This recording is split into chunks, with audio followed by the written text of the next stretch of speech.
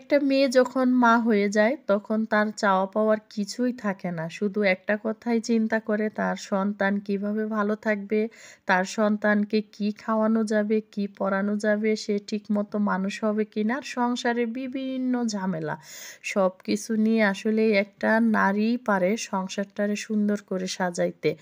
কথায় আছে না, আমরাই নারী, আমরাই পারি। ঘর থেকে শুরু করে অফিস আদালত সবকিছু এক হাতে সামলাইতে। এটা কিন্তু একদমই সত্য কথা।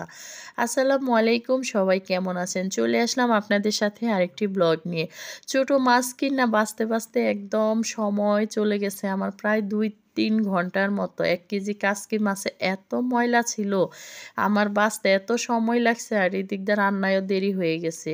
তো তাড়াহুড়া করে অল্প কিছু কাসকি ভাজি করে নিলাম আর পটল আলু দিয়ে রুই মাছ রান্না করে নিলাম। তো রান্নাবান্না মোটামুটি শেষ। এখন বিকালবেলায় পিঠার বাবা কলা, এরপরে চা পাতা ছিল না, দুধ ছিল না, ডিম ছিল না। তো এগুলা বাইরের থেকে নিয়ে আসলো। ব্রেড নিয়ে আসলো। এখন আমি বিকালের নাস্তাটা ওদের রেডি করে দিব। আর এদিক দিয়ে দেখেন রাতের বেলায় মোবাইল দেখতে দেখি এক আপুরে এভাবে সেমাই দিয়ে মানে একটা সেমাইয়ের একটা চপ বানাইতেছে। তো দেইখা ভালো লাগলো। ভাবলাম যে আমারও তো সবকিছু আছে, করে নেই। তো করার পরে বুঝলাম যে এটা ডিম দিয়ে যে পিঠা বানায় সুজি দিয়ে, এরকমই লাগলো আমার কাছে। এর থেকে মানে মজা, তেমন কোনো মজা আমি টেস্ট পাই নাই। একই ধরনেরই লাগছে। তো যাই হোক, ভালোই লাগছে, খারাপ না মোটামুটি। এটা পরের দিন সকালবেলায় মেয়ের জন্য অনেক জিনিসপত্র ছিল না। তো এগুলা নিয়ে আসলাম, মানে সেলোয়ারের কাপড়, গজ কাপড় যা ছিল না। সকালবেলাই বের হয়ে গেছি। নাস্তা মানে আইসা বানাবো এটা চিন্তা করে গেছিলাম।